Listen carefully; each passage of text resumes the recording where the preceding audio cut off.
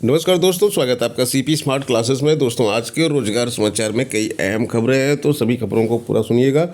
और चैनल पर नए आए हैं तो चैनल को सब्सक्राइब करके बेल आइकन जरूर दबाइएगा। दोस्तों, उत्तर प्रदेश सरकार अगले 6 महीने 15,000 को नौकरी देने जा रही है। लगभग 10,000 पदों पर भर्ती की परीक्षा कराई जाएगी। और यहाँ पे आपको बता दें कि ये जो 15,000 की नौकरी दी जा रही है, इसमें कौन कौन से पद शामिल हैं। तो यहाँ पे जो पद शामिल है उसमें 8,085 पद राजस्व लेखपाल के हैं।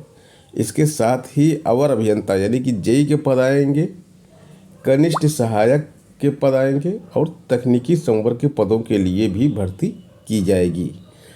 लोकसभा चुनाव से पहले पहले ये विज्ञापन जारी किए जाएंगे और राज्य सरकार ने 6 महीने में इनका लक्ष्य रखा है इस परीक्षा को ख़त्म करा के भर्ती करने का। सबसे अधिक अधीनस्थ चयन सेवा आयोग 5,547 पदों पर भर्ती करेगा। यूपी लोक सेवा आयोग 598 पदों पे और विद्युत सेवा आयोग 1136 पदों पे भर्ती करेगा। यानी कि विद्युत सेवा आयोग से एक बड़ी भर्ती आने वाली है 1136 पदों में, जिसमें जेई टेक्नीशियन आदि पद होंगे। और अधीनस्थ चयन सेवा आयोग से जो वैकेंसी आ रही है उसमें राजस्व लेखपाल के पद होंगे। इसी तरह से यूपी पुलिस की बात करें तो 50 लाख आवेदन आए हैं और इनका एडमिट कार्ड जारी हो गया है और एडमिट कार्ड यहाँ से आप लोग डाउनलोड कर सकते हैं।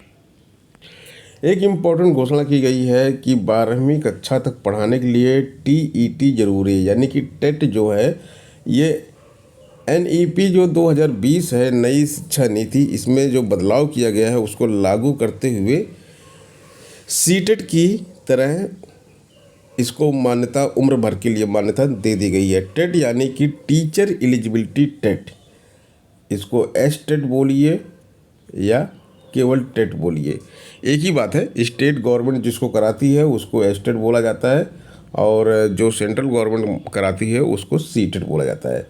तो टेट या सीटेट बोलेंगे तो सेंट्रल गवर्नमेंट और टेट बोलेंगे तो स्टेट गवर्नमेंट।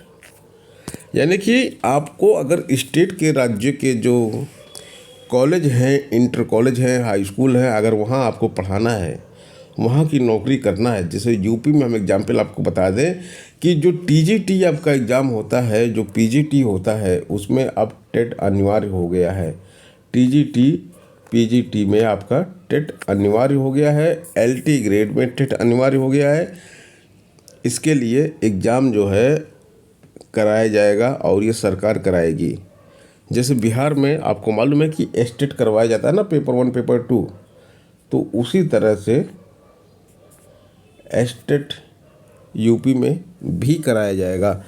एमपी में ऑलरेडी करवाया जा रहा है और बिहार में करवाया जा रहा है, अब यूपी में भी टेट करवाना ही होगा। सिपाही भर्ती परीक्षा के लिए आवेदन किए हुए छात्रों के लिए एडमिट कार्ड जारी हो गया है। 50 लाख लोगों ने 60,000 पदों के लिए आवेदन किया है। 6,484 परीक्षा केंद्र बनाए गए हैं। डाउनलोड करने का तरीका देखें। पहले यूपीपीआरबी की वेबसाइट पर जाना है, होम पेज पर नोटिस टैब पर क्लिक करें। उसके बाद उत्तर प्रदेश पुलिस में रिजर्व सिविल पुलिस के पदों की सीधी भर्ती, लिखित परीक्षा के लिए एडमिट कार्ड डाउनलोड का लिंक दिखाई देगा। अपने कॉन्फिडेंशियल्स दर्ज करें, उसके बाद उसे सबमिट करेंगे तो एडमिट कार्ड डाउनलोड हो जाएगा। और जो एग्ज़ाम होगा इसके लिए 50,000 स्टूडेंट इस परीक्षा में बैठ रहे हैं। दोस्तों, बात करते हैं आरओ की परीक्षा की। तो जो परीक्षा हुई है इसका पेपर लीक, मैंने कल भी आपको बताया था कि पेपर लीक की खबर इसका काफ़ी तेज़ी से चल रही है और ये लगभग प्रूव भी हो चुका है। और उत्तर प्रदेश लोक सेवा आयोग में पहली बार पेपर लीक की घटना नहीं हुई है, इसलिए छात्र काफ़ी आहत है और उन्होंने मुख्यमंत्री का पुतला जलाया है। पीछे 2015 प्रारंभिक परीक्षा का प्रश्न पत्र लखनऊ के एक केंद्र से आउट हुआ था, जिसके बाद परीक्षा निरस्त करनी पड़ी थी, फिर दोबारा परीक्षा कराई गई थी। साथ ही एसटीएफ को जांच भी सौंपी गई थी। पीछे 2016 मुख्य परीक्षा में प्रयागराज के जीआईसी केंद्र पर हिंदी की जगह निबंध का पेपर बांट दिया गया था। इसके बाद पूरी परीक्षा निरस्त करके दोबारा करानी पड़ी थी। आरओ एआरओ 2016 प्रारंभिक परीक्षा से पहले ही पेपर वायरल हो गया था। इसकी वजह से परीक्षा निरस्त करनी पड़ी थी। यह परीक्षा 4 साल बाद दोबारा हुई। तो ये सब कुछ पुराने इतिहास हैं और इसके साथ साथ आगे इसमें कुछ और भी चीज़ें दी गई हैं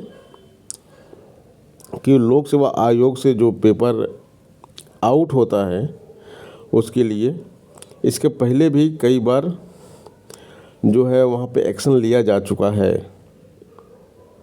आरओ भर्ती परीक्षा के कई प्रश्न और उत्तर गलत थे। जो परीक्षा हुई है उसमें कई प्रश्न और उत्तर गलत थे और प्रश्न संख्या 20 में दिक्कत थी, 22 में दिक्कत थी, 32 में दिक्कत थी। इस तरह की दिक्कतें थी कुछ प्रश्नों में।